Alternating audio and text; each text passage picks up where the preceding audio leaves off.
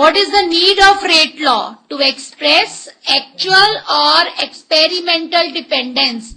Rate law of mass action की limitation और rate law की जरूरत. लॉ ऑफ मास एक्शन की लिमिटेशन और रेट लॉ की जरूरत को. What is the need of rate law? Actual dependence on rate of reaction. हाँ जी, डिफाइन रेट लॉ. ये देखो, speak out. Which represents the observed or actual rate of reaction in terms of concentration of reacting species on which actually the rate law depends. Consider a general reaction.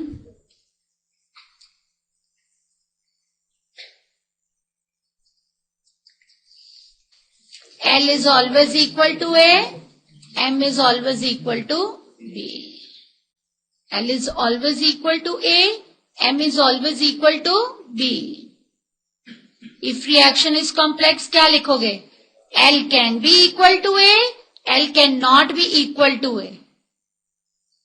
M can be equal to B, M cannot be equal to B.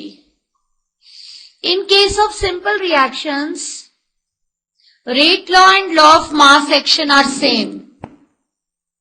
In case of simple reactions, rate law and law of mass actions are same. Mass action are same. Second point, in case of complex reaction, rate law is written with respect to, in case of complex reactions, rate law is written with respect to stoichiometry of slowest step. So it may or may not be same as that of law of mass action. समझ गए? कौन से दो words आपको लगते हैं? Actually and overall. ये इन दो वर्ड्स भी मैंने वैसे ओवरऑल और वो करना था, उस ओवरऑल की अकेले सेंस नहीं बनती. Actually is rate law. Stoichiometry of overall reaction is law of mass action, but may differ in case of complex reaction. क्या वो हमेशा इंडिफरेंट होंगे कॉम्प्लेक्स के लिए, कि हो भी सकते हैं सेम? किस पे निर्भर करता है? Stoichiometry of slowest step.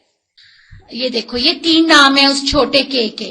Rate constant, velocity constant, specific reaction rate.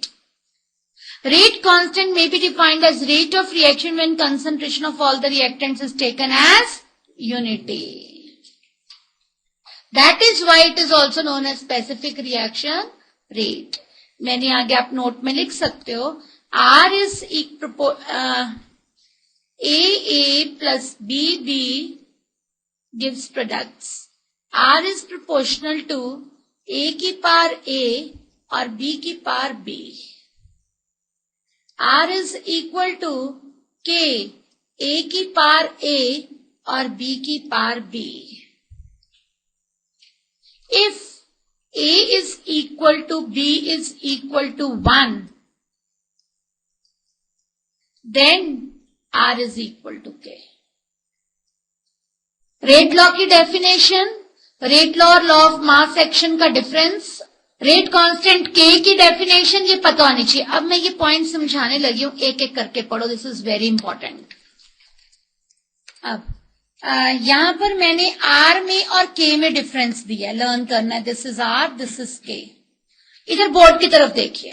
The experimental rate law for the reaction is given by this. सुनो, उसने एक ये experimental rate law for this reaction is given. मुझे क्वेश्चन को देखते ही पता लग रहा है कि ये रिएक्शंस कॉम्प्लेक्स है. कैसे पता लग रहा है? क्योंकि NO2 माइनस की वैल्यू यहां 2 है, यहां 1 है. This indicates it is complex. He has given me rate law in the question. Am I clear? He has given me rate law in the question. वो मुझे कह रहा है कि अगर आप इसकी H पॉजिटिव और I नेगेटिव को कांस्टेंट रखते हो, इफ NO2 माइनस, साथ में नहीं लिखना, becomes 2NO2 minus, R initial is equal to K NO2 minus H positive का स्क्वायर और ये I minus. If NO2 minus को डबल कर दिया, R final is equal to K 2NO2 minus H positive square I minus, क्योंकि बाकियों को तो कांस्टेंट रखा, this is equal to 2 times K, 2 मैंने बाहर ले लिया, NO2 माइनस H पॉजिटिव का square and I minus. What does this indicates? Final rate is 2 times initial rate.